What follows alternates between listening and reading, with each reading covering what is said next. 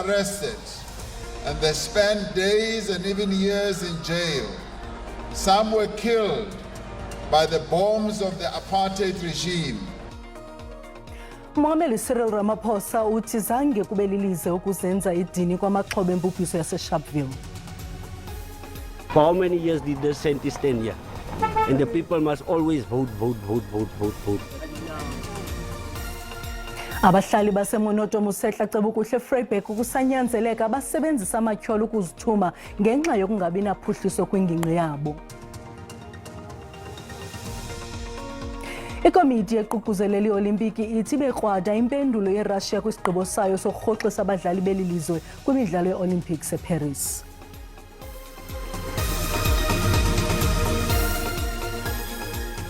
Molweni makhaya komzilana uvimba wangokuhlwanje. Esifumana ngoku siza kungena emoyeni zezokuba akasekho emhlabeni wayesakuba ngusomaqhuzu weSteinhoff International uMarcus Just. Ingxelo zithi ingathi uzibulele. Umhleli wendaba zoqoqosho kweli jelo umnumzana Tshepo Mungwaye uthi basakhangela indlela yokuqinisekisa ezindaba. uJust wafunyaniswe netyala lokwehlisa ngomlenze izigidi zeerandi zemali zeSteinhoff. Izolo uhlawuliswe imali engaphezulu kwe-400 million rand kulibhunga lolawulo lwemicimbi yezimali kweli. Umongameli Cyril Ramaphosa uthi zange kube lilize ukuzenza idini kwamaxhoba embubhiso yaseSharpeville. Uthi uqala ngo-1994 kuninzi okwenziweyo ukuguqula ubomi babemi boMzantsi Afrika. Umongameli besenza intetho ephambili kumsitho wokuqaphela amalungelo oluntu eSharpeville eGauteng. Umongameli Ramaphosa usebonge iqhaza eladlalwa amazwe angaphandle ngomzabalazo wenkululeko yeNingizimu Afrika. Amazwi kaRamaphosa aqhamuka njengoba iNingizimu Afrika ibungaza ukubulawa kwabantu eSharpeville abebewu-69 bebulewa umbuso webandlululo ngo-1960. Umongameli Ramaphosa uthi baningi abantu abalwela inkululeko yeNingizimu Afrika ngaphandle kwemingcele yalelizwe.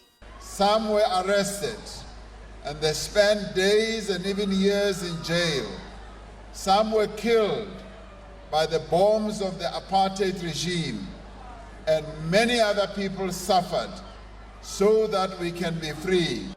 Abantu abaningi balimala ngalolu suku. Eminyakeni o-60 keke esiyadlula lenhlekelele yaseSharpeville, abantu baseNingizimu Afrika babhekene nezimpi ezintsha namhlanje. Impi yobubha, indlala kanye futhi namathuba angekho emsebenzi.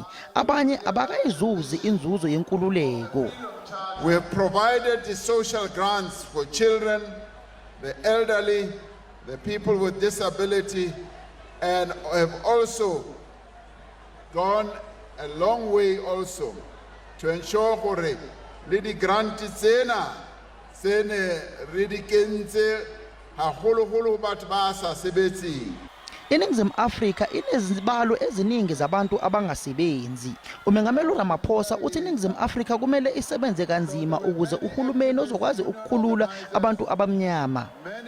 While unemployment still remains unacceptably high, the number of South Africans in employment has more than doubled in the last 30 years. And we are going to continue creating jobs. Umongameli uphinde wanxusa abantu baseNingizimu Afrika ukuthi baphume ngobuningi babo bayovota nge-29 zakaMeyi bekhethe uhulumeni abamfunayo. Ngingusamkele Maseko wezindaba ze-SABC ngibika ngiseSharpeville. Inkokheli yombutho we-Pan Africanist Congress uMzwanele Nyonzo uphinde wamemelela kwakhona ukuba olusuku lu-21 kweyokwindla ibizwe ngeSharpeville Langa Massacre Day. uNyonzo ukuthethe oku ngeliqela lakhe belikhokele isikhumbuzo samaxhoba enyikitya yokufa yaseSharpeville. Amanye amaqela ezopolitiko nawo bezibambele inkqubo zawo kwakule ngingqi enika imbeko kwabo babhubha ngonyaka ka-1960. Amaqela ohlukeneyo abeke ukungaboni sonye bucala namhlanje ngelixa ekhumbula abo badutyulwa abaphulukana nobomi babo kwinyikitya yokufa yango-1960 eSharpeville. IPAC neyayikhokhele iphulo lokubhangiswa komthetho wokuphathwa kwezazisi kwiminyaka engama-64 eyadlulayo nolwaphela kabuhlungu ngokusweleka kwabantu ithi olu suku malutshintshwe igama libizwe ngeSharpeville Langa Day. This is not Human Rights Day. It remains Sharpeville Langa Massacre. Amanye amaqela wona agxeke urhulumente ngokuphanza ukulunika isidima nesithozela olusuku lwanamhlanje. Bakwathe kwiminyaka engama-30 eli lafumana inkululeko kodwa akukho tshintsho lubonakalayo ezimpilweni zabemi beli. We need to really reflect and revisit the 30 years of our democratic dispensation. Did it really bring us human rights? The ruling party does not want to recognize this day. They don't want to recognize PAC and the giant of Africa, Robert Sobukwe. The blood that was spilled here shall never be forgotten, as the outgoing president wants to expropriate it for themselves. Can you imagine that Sobukwe wanted to come here today and look at himself and see himself and listen to himself, only to find that Sobukwe was locked out in his own place? Kusenjalo, kwelinye icala ngakwidama laseDlomo, i-EFF nayo ibibambe owayo umsitho. It started here, and we want to remind them that this is the opportunity now on the 29th of May to go out and let that be their actual Freedom Day. Ukanti uNyontso uxabele uNarius Moloto njengetshijolo lomncaji emva kokuba ekhuphe incwadi ethi iqela lakhe le-PAC eliqhekeke kwi-PAC ekhokhelwa nguNyontso liza kuziqatsela uvoto phantsi kombutho we-Aljama. uNyontso uyibeke yacaca okwekati emhlophe ehlungwini ukuba uMoloto akaselilo ilungu le-PAC. Inkokheli ye-Democratic Alliance uJohn Steenhuisen uxabele umongameli we-ANC uCyril Ramaphosa kwingxelo yakhe kuphehlelelo lomqulu wezithembiso eNelspruit eMpumalanga. uSteenhuisen uthi uRamaphosa uquma usekela mongameli uPaul Mashatile kwizigigaba zakhe zorhwaphilizo. I-DA kwasebenzisa ulusuku lwamalungelo ukugxininisa oko ikubiza njengongagqithiswa kwenkonzo kuluntu.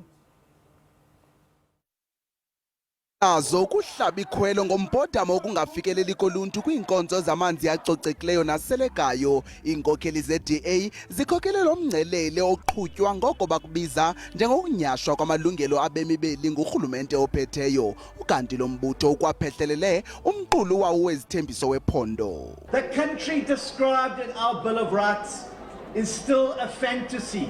It's a dream for many of our citizens. Siyaphupha. I dream of the things that are there. So instead of equality before the law, we've got a president who's busy protecting his deputy president. You know the deputy president? Just this morning the news came out of 39 million rand house in Constantia. That was bought by his son-in-law. Kananjalo ingxenye yabahlali baseMbombela ikholelwa ukuba i-DA iza kuza nenguqu edingekayo kwiphondo labo. For the Democratic Alliance to win, to take over South Africa so they can bring change in terms of job creation, get rid of crime and get rid of load shedding and get rid of water shortage. I expected DA to win this year, these elections. It can bring change to this country. Ukanti iqela i-Democratic Alliance lilindeleke ukuba liphehlelele umqulu walo wezithembiso kumanye amaphondo kweli jikelele nanjengoko umhla wonyulo kukaCanzibe ukutsho ngoMeyi usondela. Inkokheli ye-EFF umnumzana Julius Malema ithembise ngelithi iyakuyiphelisa nya intlupheko nentswelangqesho kuba eliqela le-EFF lingaphumelela kunyulo. Okamalema bethetha kwirali yephondo ebanjelwe eMonti eMpuma Koloni. Le nkokheli ye-EFF ikwathembise ukuphuhlisa uqoqosho iphucule nendlela asebenza ngayo amasebe namaziko karhulumente. EFF ikwiphulo lokukhulisa amalungu alombutho kumaphondo onke khona ukuze izokwazi ukulawula eli lizwe. uMalema uthi eyona nto iphambili kukuphucula imeko abaphila kuzo abemi beli lizwe. Uthi ukudala imisebenzi yeyona nto ingundoqo. uMalema uthi icekwa lilele kubavoti ukuba bakhethe iqela lakhe xa befuna ukubona utshintsho. We are here to rescue you, but you have to help yourself before we help you.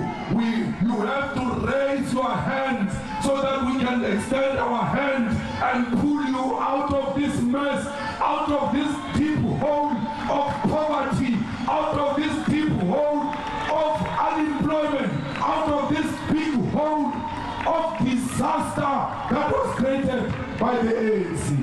umalema uthi abemi boMzantsi Afrika abanasizathu sokubhiyozela imini yamalungelo oluntu logama abantu abaninzi kweli besaphila phantsi kweemeko ezimaxongo. Today we cannot celebrate the human rights. How do you say we've got rights when we don't have a flushing toilet? Umbutho we-EFF uthi uza kungena umzi nomzi egaya inkxaso emveni kokuba equkumbele iirali zamaphondo ngecawa. Ndingulubaba lotata kwiindaba ze-SABC eMonti. Inkokheli ye-IFP umnumzana Velenkosini Hlabisa uthi abembeli abakayincamli inkululeko xa amalungelo abo enyhashwa intswela msebenzi ukungahanjiswa kwenkonzo nezinga eliphezulu lolwaphulo-mthetho. Ebethetha kumsitho wokukhumbula usuku lwamalungelo oluntu eMnambithi KwaZulu-Natal. Amakhulu abeseka iqembu i-IFP ahlanganyele nesigidi zezakhamuzi zakuleli ukubungaza usuku lamalungelo abantu. Lolu suku luqondana ke nosuku ekwasungulwa ngalo leli qembu lezombusazwe. I-IFP yasungulwa ngumholi wayo uDokotela Mangosuthu Buthelezi ngo-1975. Ngaleso sikhathi yabe ibizwa ngokuthi ke Inkatha National Cultural Liberation Movement. Ngo-1994 laguqulwa igama kwathiwa Inkatha Freedom Party. Umholi waleli qembu umnumzana Velenkosini Hlabisa uthi kuningi osukwenziwe i-IFP ukuthuthukisa amalungelo abantu.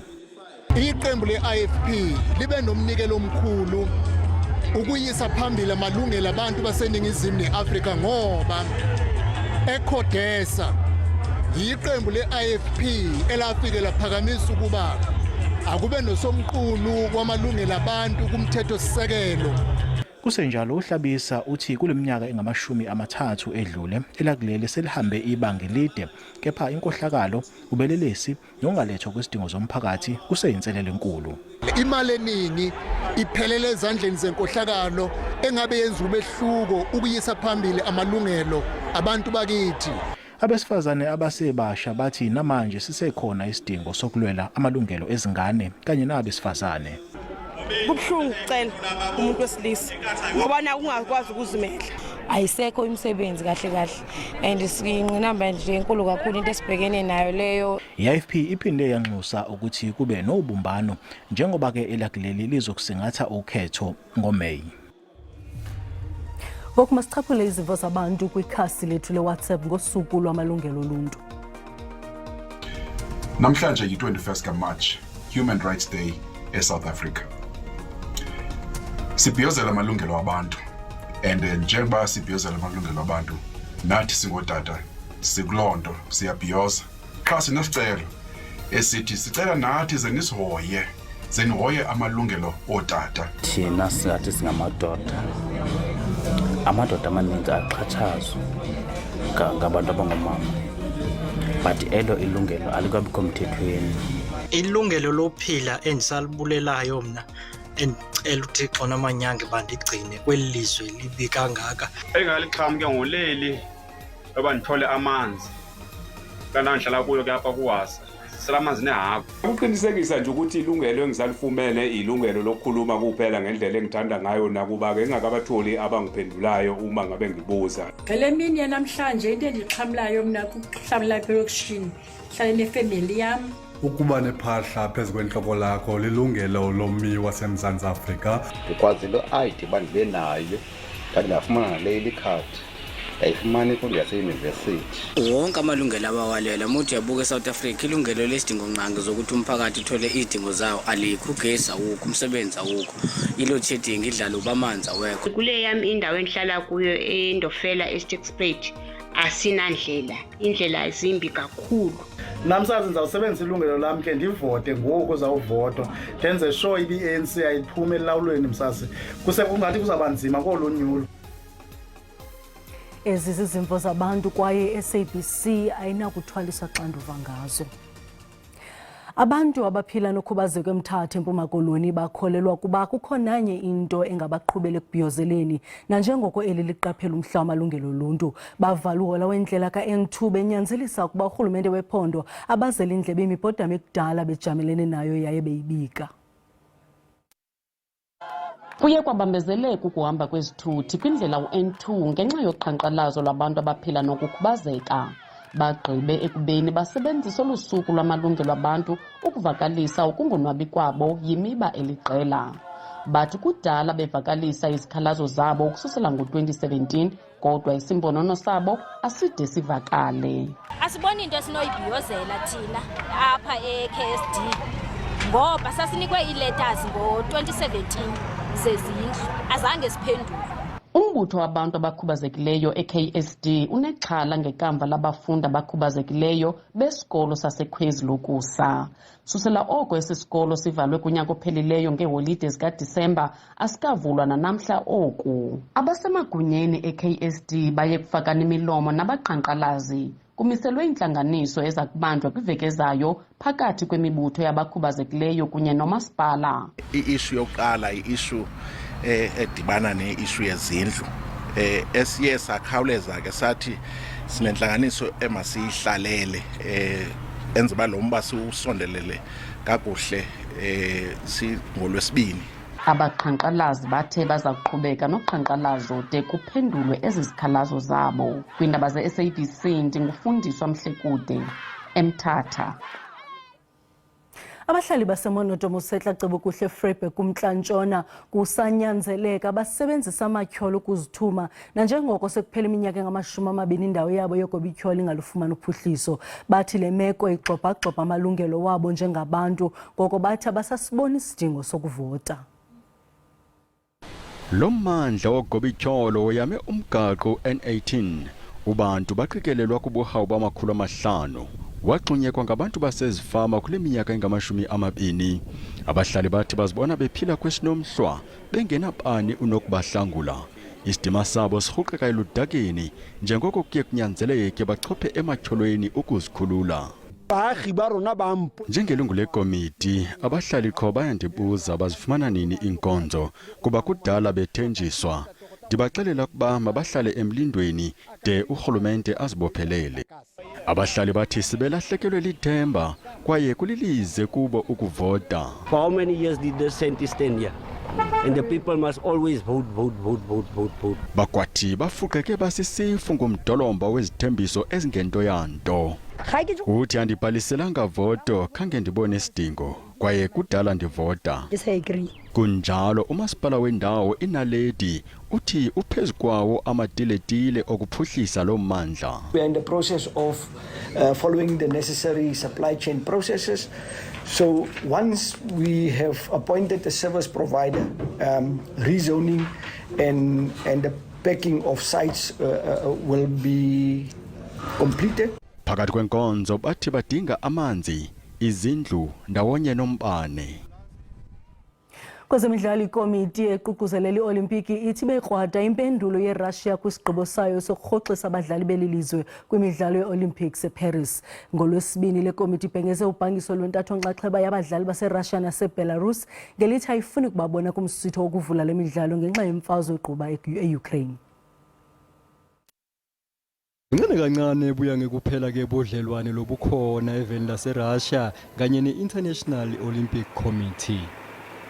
We've seen some very aggressive statements coming out of Russia today, but there's one comment even which is going beyond that, and we've even seen amongst one or two ones that link the president, his nationality and the Holocaust. LaseRussia lokungilokele lasingatha imidlalo yema-Olimpiki yanga-2014 yasebusika eSochi lithi lilungiselela imidlalo yalo lemisha nebangani bayo letawube ingaSeptember kulo mnyaka. Lokho akuyiphathe nezenani ke i-IOC. The ball is in their court at this moment. Kusenjalo siwafonsiwe ke emave nemave letawufolana etule ebholeni letinyawo kumidlalo yema-Olimpiki letawube iseParis kuwo lo mnyaka. Mina ke ngingumduduzi Ndlovu. Leti tindzaba te-SABC ngibika ngiseJozi. Abantwana bayithabathele kubo imiba yoguquguquko lwemozulu ukukhawulela umhla wemozulu kwihlabathi jikelele kule mpelaveki. Abenkonzo zemozulu kweli babambisene nephulo lembumba yamazwe nalapha abantwana abanikeza ingxelo yemozulu. Bukela nali kamvi liqaqambileyo leengcali zemozulu.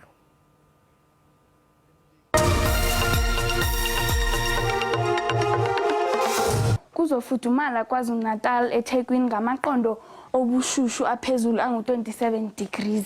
Ngenompumalanga Mbombela udoba uko dudela. The temperature zido gonya zaswikela 30 degrees. Ngamasiari udo dana makole.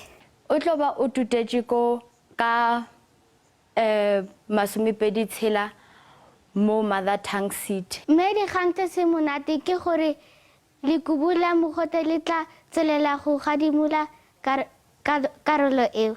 Ho tla phola Gqeberha Kapa Botjhabela ka digerata tse 24. Ezulu ngo-1950 ilanga litshisa kwamambala, abantu abayelele basisela amanzi, kanti-ke endaweni ezinye lithi ukupholaphola. Ngiyathokoza.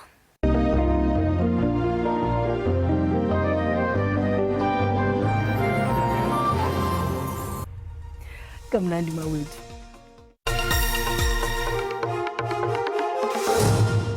Molweni mawethu, ngicela sikhongozele nalo uqikelelo lwemozulu. Athanda bamahle amakhulu amathuba emvula kwindawo ezikumpumayo yelizwe ukuqala phaya eNorthwest kwehlele Gauteng, eFreystata, KwaZulu-Natal ngokunjalo nakwiindawo ziphakamileyo phaya eMpuma Koloni. Kungenjalo zintshizane nje zithe qha ezilindelekileyo kwezinye indawo, kanti ke litharhwele ngamafuzi khona ke nesipaxu zenkungu kwiindawo ngomso ke mbukeli sathi qolozi sinezamvula kwindawo ezininzi zelizwe zikhona ke nezazipaxu zenkungu qhube ngononophelo kwindawo ezigudlunxwemelwa phaya kwintshona yelizwe, kanti ke amathuba emvula athandwe ukuba mahle kakhulu phaya ePitoli ngokunjalo naphaya koMahikeng zikhona ke nezazipaxu zenkungu uqala phaya eLimpopo ukwehlela eMpumalanga ngokunjalo naphaya eMpuma Koloni. Yabongoza ubukento mandla ezilindelekileyo laphondo laseNorthwest kuyongena phaya eFreystata ngokunjalo naphaya eGauteng kuyaqhina phaya KwaZulu-Natal ngomso ke mbukeli zisakhona kaloku ezandudumo ezimandla ezilindelekileyo phaya kwingxenye yasePulukwane ngokunjalo naphaya eMahikeng, kanti ke kulindeleka imozulu efudumeleyo nomoya nenokudala kaloku imililo yamadlelo phako laphondo laseNorthern Cape ngomso,